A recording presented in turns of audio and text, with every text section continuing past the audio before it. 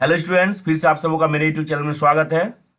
आज मैं आप लोगों को MRD 004 पेपर, जिसका शीर्षक है ग्राम विकास में अनुसंधान पद्धतियां, के चैप्टर 1 के कुछ महत्वपूर्ण क्वेश्चन को बताऊंगा, जो आपके एग्जाम के पॉइंट ऑफ व्यू से बहुत ही महत्वपूर्ण है। यह वीडियो चैप्टर 1 का पार्ट 1 वीडियो है। इससे पहले मैं आपको बताना चाह रहा हूं कि आपको MRD 004 के अंतर्गत टोटल कितने चैप्टर पढ़ने हैं। तो आपको MRD 004 पेपर के अंतर्गत टोटल 4 चैप्टर पढ़ने हैं। तो आपका पहला चैप्टर है ग्रामीण विकास में अनुसंधान, चैप्टर 2 है ग्राम विकास में अनुसंधान पद्धतियां, चैप्टर 3 है आंकड़े एकत्रित करने के साधन, और चैप्टर 4 और इस पेपर का लास्ट चैप्टर है यह है आंकड़ा संसाधन एवं विश्लेषण। तो आज मैं आप लोगों को चैप्टर 1, जिसका शीर्षक है ग्रामीण विकास में अनुसंधान, इसके क्वेश्चन को बताने जा रहा हूं। तो चलिए क्वेश्चन की ओर चलते हैं। आज का पहला क्वेश्चन है, अनुसंधान या शोध से आप क्या समझते हैं, अथवा अनुसंधान की विभिन्न परिभाषाएं तथा उसके लाभ बताइए। तो इसका आंसर हम निम्न बिंदु द्वारा करेंगे। पहले इन सभी बिंदु को जानेंगे। पहले हम जानेंगे अनुसंधान या शोध किसे कहते हैं। PM कुक, जो कि एक समाजशास्त्री थे, उसके अनुसार शोध का क्या आशय है, ये भी जानेंगे। LB रेडमैन एवं ABH मोटी के अनुसार शोध क्या है, इसको जानेंगे। ये सभी क्या है, समाजशास्त्री है ना। शोध के क्या लाभ है, इसको भी जानेंगे। तो चलिए सबसे पहला पॉइंट को जानते हैं, अनुसंधान या शोध क्या है। अनुसंधान एक ऐसी गतिविधि है जिसमें नवीन ज्ञान की खोज एवं उपलब्ध ज्ञान को सत्यापित करने का प्रयास किया जाता है। यह एक उच्च बौद्धिक क्रियाकलाप है जिसमें अनुसंधानकर्ता उपलब्ध ज्ञान के सहारे नवीन तथ्यों और सूचनाओं की खोज करता है। विभिन्न विद्वानों ने अनुसंधान को परिभाषित किया है अपने अपने अनुसार। तो हम सेकंड पॉइंट जानेंगे, PM कुक के अनुसार अनुसंधान क्या है। तो PM कुक के अनुसार अनुसंधान को उसके लेटर के अनुसार डील किया गया। मतलब लेटर के अनुसार मतलब क्या हो गया, जैसे रिसर्च, ये रिसर्च के अनुसार उसने क्या किया है, अनुसंधान को डील किया है। जैसे R से क्या होता है, E से क्या आशय है, S से क्या आशय है ना। तो टोटल लेटर से उन्होंने क्या किया है, उस शोध को परिभाषित किया है। तो जानते हैं PM कुक के अनुसार रिसर्च में R का अर्थ होता है रैशनल वे ऑफ थिंकिंग, जिसका अर्थ हुआ चिंतन का तर्कयुक्त रास्ता। E for expert and executive treatment, that means विशेषज्ञ और सांगोपांग प्रतिपादन। S for research for solution, that means समाधान हेतु खोज। E for exactness, यथार्थता। A for analysis, विश्लेषण, and R for relationship of fact, मतलब तथ्यों में संबंध। C4 आलोचनात्मक अवलोकन, सतर्क और अभिलेखन, जिसका इंग्लिश है C4 critical observation, careful recording and constructive attitude and consent generalisation. मतलब इसका हिंदी हो गया आलोचक अवलोकन, सतर्क अभिलेख, रचनात्मक सोच और घनीभूत सामान्यीकरण। लास्ट में हम देख रहे हैं कि H है, रिसर्च में H है, H4 होता है ऑनेस्टी एंड हार्ड वर्किंग, इसका हिंदी है ईमानदारी और कठिन परिश्रम। तो PM कुक के अनुसार रिसर्च को उसके लेटर के अनुसार परिभाषित किया गया है, जिसमें उन्होंने बताया है कि नए ज्ञान को प्राप्त करने के लिए सुव्यवस्थित प्रयास ही क्या है, अनुसंधान है।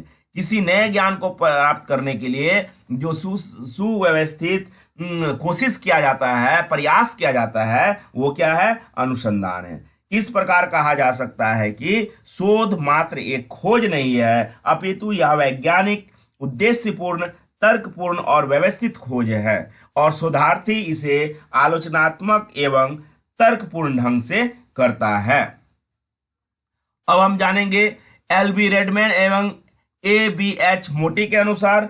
उनके अनुसार शोध जो है वो किसी नए खोज या नवीनतम ज्ञान को प्राप्त करना है, जो कि तर्कपूर्ण और उद्देश्यपूर्ण होता है। शोध के लाभ को आप जानते हैं। शोध के लाभ क्या है? Benefit of research. तो शोध के बहुत सारे लाभ हैं। शोध के द्वारा किसी विषय एवं प्रकरण का अध्ययन गहराई से किया जा सकता है। इससे लाभ यह होता है कि संबंधित विषय में नए आयाम जुड़ते हैं और विषय के क्षेत्र में वृद्धि के साथ साथ उसे बौद्धिक जगत में मान्यता भी मिलती है। शोध से वैज्ञानिक सोच का विकास होता है, क्योंकि शोध में आलोचनात्मक एवं तर्कपूर्ण चिंतन किया जाता है। किसी भी शोध में हम लोग क्या करते हैं? चिंतन करते हैं, कुछ नया इनोवेशन करने का कोशिश करते हैं जो कि तर्कपूर्ण होता है। इससे वैज्ञानिक सोच को क्या मिलता है? बढ़ावा मिलता है। वैज्ञानिक सोच ही मानवता को प्रगति और उदय की ओर ले जाती है। यह उपलब्ध ज्ञान एवं संसाधनों के अधिकतम उपयोग का अवसर प्रदान करता है। हमारे पास तो ज्ञान है, लेकिन उसको हम अधिक से अधिक यूज, हम जब शोध करते हैं या किसी चीज पर अनुसंधान करते हैं तो उस समय हम अपने ज्ञान को अधिक से अधिक यूज करते हैं। वह अधिक यूज करने का हमें अवसर प्रदान करता है। जब शोध कार्य करता है, जब कोई भी शोधार्थी जो है, जो शोध करता है, शोधार्थी, वो जब कार्य करता है तो वह पूर्ण रूप से पूर्व के भी ज्ञान को प्राप्त करता है कि पहले क्या हुआ था इस क्रिएटिविटी में, और उसे वह विस्तार रूप से पढ़ता है और जानता है। शोध कार्य दूसरे के प्रति कोऑर्डिनेशन एवं सद्भाव का वातावरण विकसित करता है। शोध से हम नए चीज को जानने में अभिरुचि, योग्यता और दक्षता प्रकट करते हैं और कुछ नए खोज और नवीनीकरण की ओर और नवाचार की ओर हम लोग क्या करते हैं? कार्य को करते हैं, जिससे कुछ नया सीखने या फिर इन्वेंस या फिर आपका जाके रिसर्च करने का हमें मौका मिलता है। शोध हमें तर्कपूर्ण और उद्देश्यपूर्ण खोज के प्रति प्रेरित करती है। चलिए अब नेक्स्ट क्वेश्चन की ओर चलते हैं। नेक्स्ट क्वेश्चन है हमारा, वैज्ञानिक अनुसंधान क्या है? वैज्ञानिक अनुसंधान की अवधारणा, अवधारणात्मक यहाँ पे होगा, अवधारणात्मक आधारों का वर्णन कीजिए अथवा वैज्ञानिक अनुसंधान का संकल्पनात्मक आधार स्पष्ट कीजिए अथवा वैज्ञानिक अनुसंधान में सिद्धांत की भूमिका का संक्षिप्त में वर्णन कीजिए। इस क्वेश्चन को हम निम्न द्वारा डील करेंगे। पहला बिंदु है दैनिक अनुसंधान। दूसरा हम जानेंगे गुदे और हेड के अनुसार ये दोनों क्या है? ये दोनों समाज शास्त्री हैं। उसके अनुसार हम जानेंगे वैज्ञानिक अनुसंधान क्या है। करलीगर के अनुसार ये भी समाज शास्त्री है, उसके अनुसार जानेंगे। तथ्य और सिद्धांत के बारे में जानेंगे कि यह वैज्ञानिक अनुसंधान किस सिद्धांत पे कार्य करती है, सिद्धांत का उद्देश्य क्या होता है और सिद्धांत का विकास क्या है। तो चलिए सबसे पहले हम जानते हैं वैज्ञानिक अनुसंधान है क्या। वैज्ञानिक अनुसंधान व्यवस्थित, अनुभाविक तथा चरणबद्ध होता है। विज्ञान का लक्ष्य प्रकृति के विभिन्न विषयों या घटनाओं के विवरण का स्पष्टीकरण करना होता है तथा उन्हें समझाना होता है। अनुसंधान एक विशेष प्रयास है जिसमें ज्ञान वृद्धि के उद्देश्य से व्यवस्थित तथा विश्लेषणात्मक शोध शामिल है, जिसमें हमें नए और नवाचार को सीखने का मौका मिलता है, जिसे हम विस्तृत तरीके से और तर्कपूर्ण तरीके से सीख सकते हैं। वैज्ञानिक अनुसंधान दो अवधारणाओं या तथ्यों पर हम कह सकते हैं कि आधारित होता है, जो कि सिद्धांतों पर भी आधारित होता है। वैज्ञानिक अनुसंधान के संदर्भ में तथ्य का अर्थ कोई भी ऐसी घटना होती है जिसे देखा गया हो। अगर हम बोले तर्कपूर्ण अगर कहेंगे तो हमें क्या है, उस तथ्य को अगर हम विटनेस के रूप में देखते हैं तो उसे हम अच्छी तरह भली भांति क्या कर सकते हैं, उसे परिभाषित कर सकते हैं।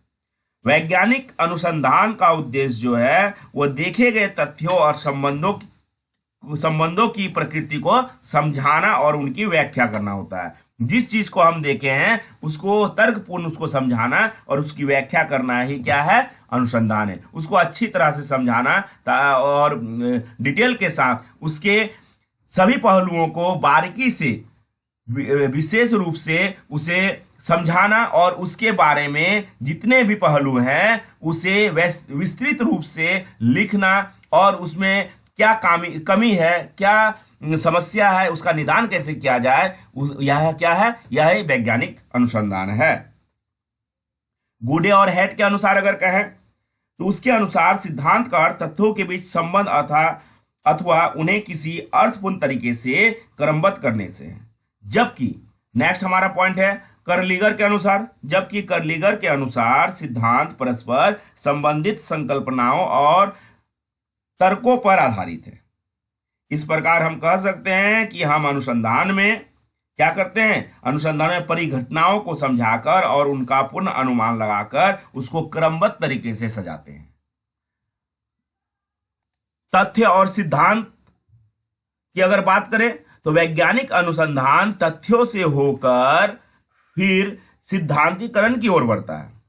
तथ्यों को व्यवस्थित करके उन्हें उपयोगी बनाया जा सकता है और वैज्ञानिक विधि का प्राथमिक उद्देश्य तथ्यों को व्यवस्थित करने के लिए क्रिया विधि विकसित करना है, जिससे वो एकत्रित होकर अपने उद्देश्य की दृष्टि से अर्थपूर्ण हो सके।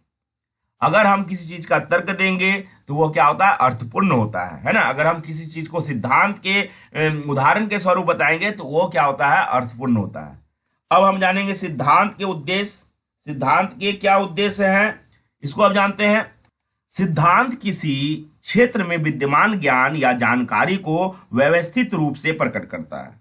वह आंकड़ों की अधिक समझ संभव बनाता है और उसे आसान भाषा में परिवर्तित कर देता है। सिद्धांत देखी गई घटनाओं और संबंधों के लिए व्याख्या प्रस्तुत करता है। यह उन परिवर्तनों की पहचान करता है जो संबंधित होते हैं और उनके संबंध की प्रकृति को बताता है। उदाहरण के लिए समझने का सिद्धांत समझने की गति और क्षमता के बीच और अन्य ऐसे परिवर्तनों जैसे प्रेरक, पुरस्कार और अभ्यास के बीच संबंध को समझाता है। मतलब अगर हम सिद्धांत को अच्छी तरह से परिभाषित करें तो इसमें क्या है, इसमें समझने का सिद्धांत काफी महत्वपूर्ण भूमिका निभाता है। सिद्धांत घटनाओं के होने का क्या करता है, पूर्वानुमान लगाता है और वो बतलाता है। खोजकर्ता द्वारा अज्ञात परिघटना की कल्पना करने और अंततः खोज करने को ही हम क्या कहेंगे, अनुसंधान कहेंगे। सिद्धांत का विकास जो कि हमारा लास्ट पॉइंट है, तो अच्छे सिद्धांत कल्पना पर आधारित नहीं होते हैं, वो इमेजिनरी नहीं होता है, ये महज किसी की सोच के प्रतिबिंब नहीं होते हैं। सिद्धांत एकत्रित तथ्यों पर आधारित होते हैं। कोई भी जो सिद्धांत होता है उसका क्या होता है, तर्क होता है, तथ्य होता है, फैक्ट होता है। खोजकर्ता खोज करता है, तर्कपूर्ण अनुमान लगाता है कि तथ्यों को कैसे कर्म में व्यवस्थित किया जाए, उनके लुप्त विचारों अथवा कार्यों को जोड़ता है और एक परिकल्पना प्रस्तुत करता है। यह निष्कर्ष निकालता है कि परिकल्पना से क्या परिणाम निकलते हैं और आगे तथ्यों को देखता है कि जो संगत है अथवा परिणाम से मेल खाते हैं। अधिक तथ्यों पर व्यापक सामान्यकरण और बुनियादी ढांचा बनाता है, उसे वह क्या करता है, उस पे आधारित उसको सम्मिलित करता है। मतलब अगर देखा जाए कि हमारा अनुसंधान जो है वो तथ्यों पर ही आधारित होता है, जिसका एक तर्कपूर्ण उद्देश्य होता है। अब हम चलते हैं नेक्स्ट क्वेश्चन की ओर। नेक्स्ट क्वेश्चन है हमारा, समाज विज्ञान में वैज्ञानिक विधियों के प्रयोग की संभावनाएं और सीमाएं कौन सी है, अथवा मापन में समस्याएं पर संक्षिप्त टिप्पणी लिखिए। जो कि दिसंबर 2013 में बताया गया क्वेश्चन है। दिसंबर 2013 में ये आया हुआ क्वेश्चन है, इसे हम निम्न बिंदु द्वारा डील करेंगे। पहला है समाज विज्ञान। समाज विज्ञान में वैज्ञानिक विधि का प्रयोग। इसके 2 पॉइंट हैं, पुनरावृत्ति में कठिनाइयां और मापने की समस्याएं। इसको एक एक करके जानते हैं। सबसे पहले जानते हैं कि समाज विज्ञान क्या है और उसमें वैज्ञानिक विधियां क्या है। समाज विज्ञान मनुष्यों से संबंधित होता है, अतः वैज्ञानिक अनुसंधान का विषय प्राकृतिक विज्ञान की अपेक्षा इसमें कहीं अधिक जटिलताएं पैदा करता है। यद्यपि मानव व्यवहार के सिद्धांत को खोजने की समस्या क्या होती है, जटिल होती है, लेकिन वह असंभव नहीं होती है। समाज वैज्ञानिकों को प्राकृतिक विज्ञानों की भांति ही सावधानी पूर्वक समझना चाहिए। अगर हम नेक्स्ट पॉइंट की बात करें तो समाज विज्ञान में वैज्ञानिक विधि का प्रयोग, तो इसमें पहला प्रयोग है पुनरावृत्ति में कठिनाइयां। एक रसायन वैज्ञानिक एक परख नली में, मतलब पुनरावृत्ति में कठिनाइयां होती है, तो इसको समझने के लिए हम एक उदाहरण दे सकते हैं कि एक रसायन वैज्ञानिक एक परख नली में 2 रसायनों के मध्य प्रतिक्रिया के रूप में देखता है। निष्कर्षों को बताया जा सकता है और तथा अवलोकन के अन्य व्यक्तियों द्वारा आसानी से पुनरावृत्ति की जा सकती है। सपोज कोई हम प्रतिक्रिया करते हैं, किसी एक्सपेरिमेंट में अगर लगे रहते हैं कि हाइड्रोजन और ऑक्सीजन को मिलाकर क्या होता है, वाटर बनता है। तो इसको हम अच्छी तरह से तर्कपूर्ण समझा भी सकते हैं और उसको बता भी सकते हैं, और आने वाले शोधार्थी जो होते हैं वो उस फॉर्मूला को यूज करके फिर से यूज कर सकते हैं, फिर से बना सकते हैं, जिसको हम पुनरावृत्ति कहते हैं। तो इसमें जो कठिनाइयां आती है उसको पहले ही शोध में लिख दिया जाता है या बता दिया जाता है, व्याख्या कर दी जाती है कि ये इन इन कठिनाइयों का आपको सामना करना पड़ेगा। तो पहले ही हम क्या होते हैं, सचेत होते हैं और उस शोध को आसानी से इजीली हम क्या करते हैं, कंप्लीट कर लेते हैं, है ना, सफलतापूर्वक उसको बना लेते हैं। और अधिकांशतः जो पुनरावृत्ति में कठिनाइयां आती है वो नहीं आती है। यहां तक कि एक समुदाय के अंदर भी अगर ऐसी स्थिति या फिर किसी शोधार्थी के बीच ऐसी स्थिति बार बार आती है तो वह इससे पहले सचेत हो जाता है और उस शोध को अच्छी तरह से सफलतापूर्वक बिना गलती दोहराए आसानी से कर लेता है।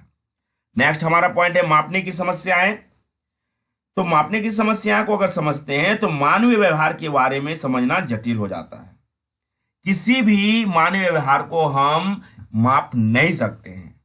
मानव का जो व्यवहार होता है वो प्राकृतिक होता है और उस व्यवहार को जानना हमें वैज्ञानिक तथ्यों के द्वारा या फिर उसके वाद विचार या व्यवहार से ही हम जान सकते हैं। मानवीय व्यवहार को मापना क्या हो जाता है, कठिन हो जाता है, क्योंकि अनेक निर्धारक तत्व स्वतंत्र रूप से और परस्पर आश्रित रूप से कार्य करते हैं। समाज विज्ञान में आंकड़ों के विश्लेषण हेतु बहुत सारे मापदंड बनाए गए हैं जिससे हम मानवीय व्यवहार को माप सकते हैं और उसे वैज्ञानिक विधियों और सिद्धांतों द्वारा उसमें परिवर्तन और उसे उन्नत कर सकते हैं। हमारा नेक्स्ट क्वेश्चन है अनुसंधान की श्रेणियों का वर्गीकरण कीजिए अथवा निदानात्मक अनुसंधान पर संक्षिप्त टिप्पणी लिखिए। यह क्वेश्चन जून 2013 में पूछा गया क्वेश्चन है। इस क्वेश्चन का आंसर हम निम्न बिंदु द्वारा देंगे। पहला बिंदु है अनुसंधान क्या है, इसके बारे में जानेंगे, जो कि हम अभी प्रीवियस बता चुके हैं आपको, है ना। इसके बाद अनुसंधान के प्रकार को जानेंगे, अनुवंशनात्मक या खोजपूर्ण अनुसंधान, विवरणात्मक अनुसंधान, निदानात्मक अनुसंधान, है ना, इसके बारे में जानेंगे, और मूल्यांकन अनुसंधान क्या है इसको जानेंगे एक एक करके। तो सबसे पहले हम जानते हैं कि अनुसंधान के प्रकार क्या है, क्योंकि अनुसंधान को हम समझ चुके हैं कि अनुसंधान वह है जिसमें हम विस्तृत रूप से नए किसी कार्य को या फिर नए खोज को करते हैं, वही क्या है, अनुसंधान है, जिसकी पूर्वानुमान भी होती है या फिर उसमें नए अनुसंधान के दौरान जितने भी तथ्य और तर्क होते हैं उस तर्कपूर्ण उद्देश्य को जोड़ा जाता है जो कि नए खोज को प्रदर्शित करती है। अब अनुसंधान के प्रकार को हम जानेंगे।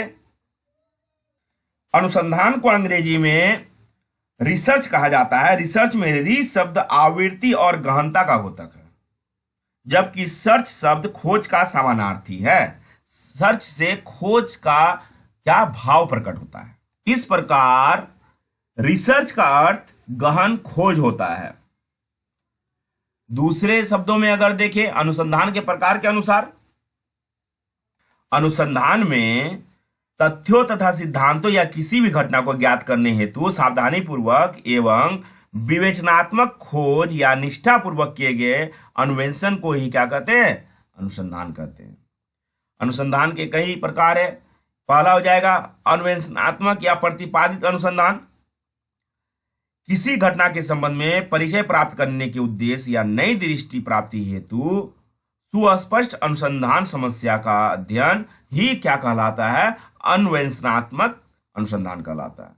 विवरणात्मक अनुसंधान क्या है, तो जिस अनुसंधान में किसी स्थिति विशेष या एक समूह या व्यक्ति की विशेषताओं का सही प्रस्तुतिकरण करने के लिए अध्ययन किया जाता है उसे हम क्या कहते हैं, विवरणात्मक अनुसंधान कहते हैं।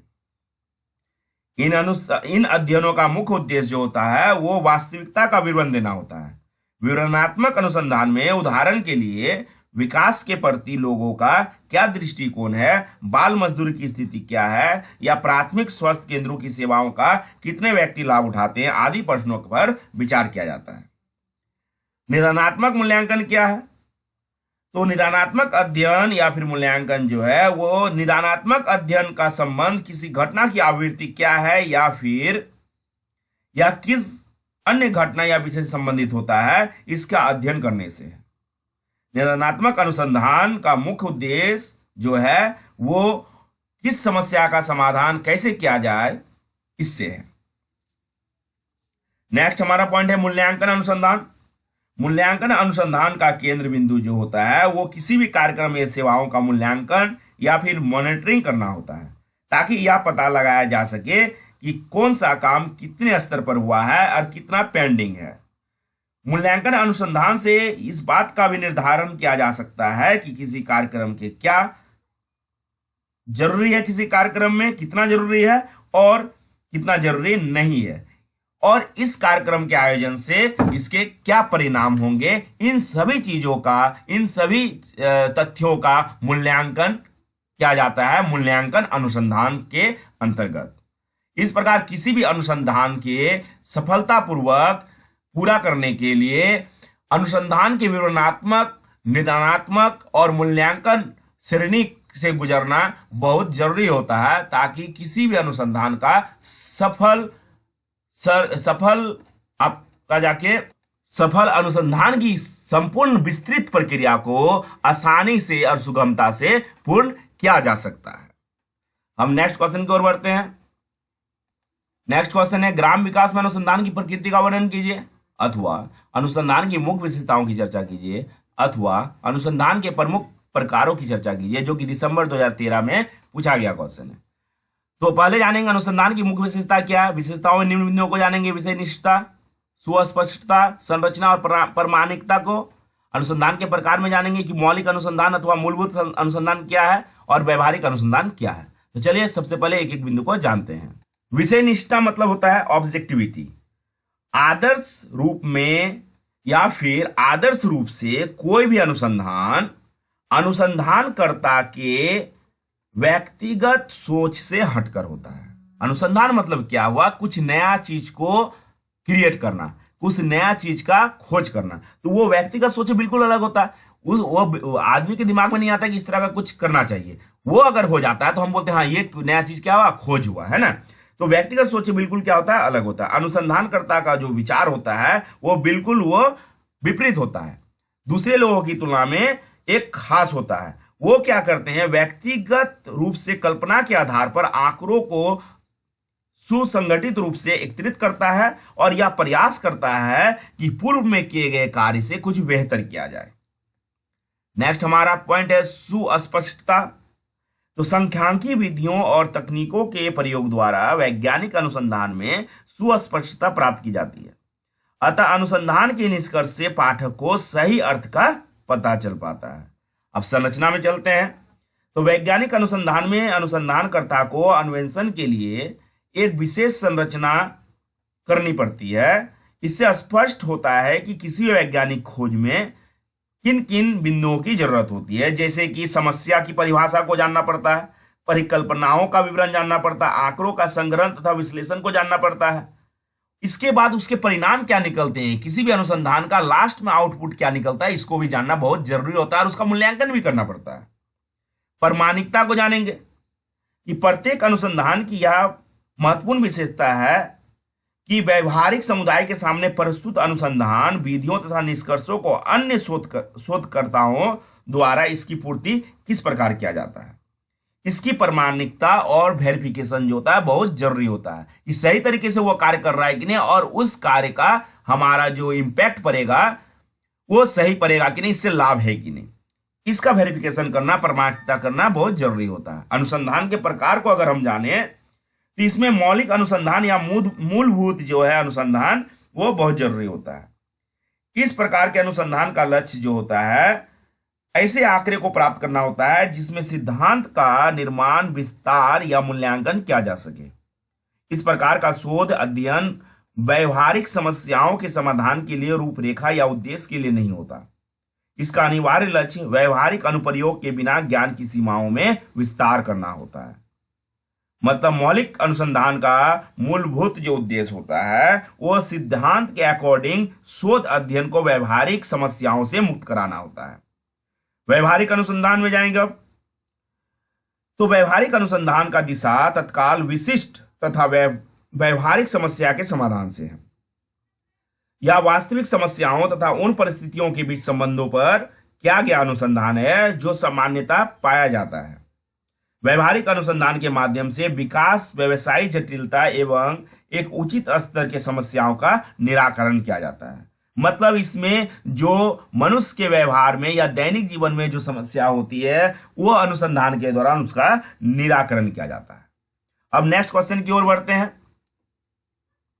नेक्स्ट क्वेश्चन है हमारा, ग्रामीण विकास में अनुसंधान के क्षेत्र कौन कौन से हैं, अथवा ग्राम विकास में अनुसंधान का कार्य क्षेत्र पर संक्षिप्त टिप्पणी लिखिए। यह क्वेश्चन जून 2013 में पूछा गया क्वेश्चन है, जिसे हम निम्न बिंदु द्वारा डील करेंगे। पहला है ग्राम विकास अनुसंधान और दूसरा है ग्राम विकास अनुसंधान का वर्गीकरण। तो चलिए सबसे पहले जानेंगे कि ग्राम विकास में अनुसंधान की क्यों आवश्यकता पड़ती है, या फिर ग्राम विकास में अनुसंधान की आवश्यकता सबसे ज्यादा महत्वपूर्ण क्यों मानी जाती है। ग्रामीण विकास के क्षेत्र में अनुसंधान के द्वारा ग्रामीण विकास की विभिन्न कार्यक्रमों के प्रभाव को जानने का प्रयास किया जाता है, ताकि कार्यक्रमों के प्रभावी क्रियान्वयन हेतु वैकल्पिक नीतियों की खोज की जा सके। ग्रामीण विकास के क्षेत्र में सरकारी तथा गैर सरकारी संगठनों, एजेंसियों द्वारा आवश्यकताओं तथा संसाधनों की पहचान, कार्यक्रमों तथा सेवाओं का मूल्यांकन कुछ ऐसे क्षेत्र हैं जिनमें अनुसंधान किए जाते हैं।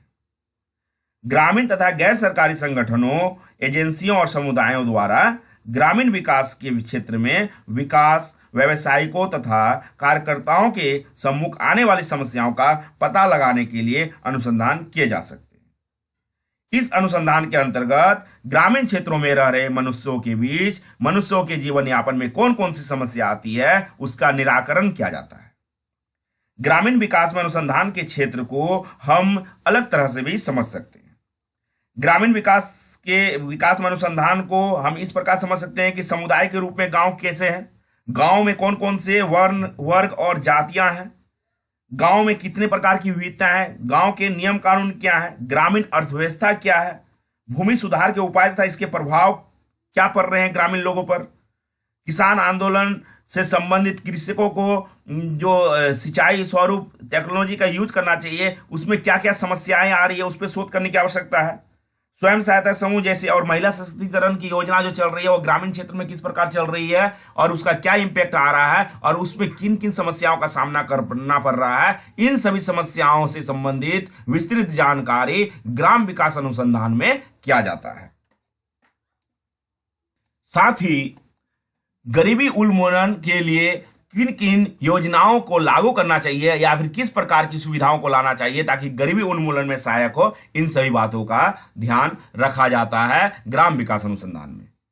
इसके साथ ग्रामीण समुदाय की विकास आवश्यकताओं का पता लगाना कि उसको किस चीज की आवश्यकता है ग्रामीण विकास हेतु, ग्रामीण विकास हेतु कौन से वर्तमान में कार्यक्रमों को और सेवाओं को भारत सरकार द्वारा चलाया जा रहा है जिसका क्या प्रभाव पड़ रहा है उसका भी शोध करना होता है। ग्रामीण विकास के कार्यक्रम तथा सेवाओं का मूल्यांकन करना होता है कि आखिरकार इस योजना के संचालन के बाद को कितना प्रभाव पड़ा है ग्रामीण क्षेत्रों में, उनके निजी लाभों में, निजी रहन सहन में, उसके आजीविका में क्या प्रभाव पड़ा है, इन सभी चीजों का आकलन और अनुसंधान किया जाता है और उससे संबंधित जितने भी समस्याओं का निराकरण हो उस बिंदुओं पे वो विचार करते हैं, जो कि ग्राम विकास अनुसंधान के कार्य क्षेत्र में आता है। दोस्तों, अगर आप मेरे चैनल में न्यू हैं तो मेरे चैनल को जरूर सब्सक्राइब करें ताकि आपको किसी भी वीडियो का नोटिफिकेशन तुरंत पहुंचे। साथ ही अगर आपको किसी प्रकार का क्वेरी हो तो जरूर कमेंट करें। अगर किसी टॉपिक में वीडियो मुझे बनाना है तो आप जरूर बताएं, मैं जरूर बनाऊंगा। Thank you.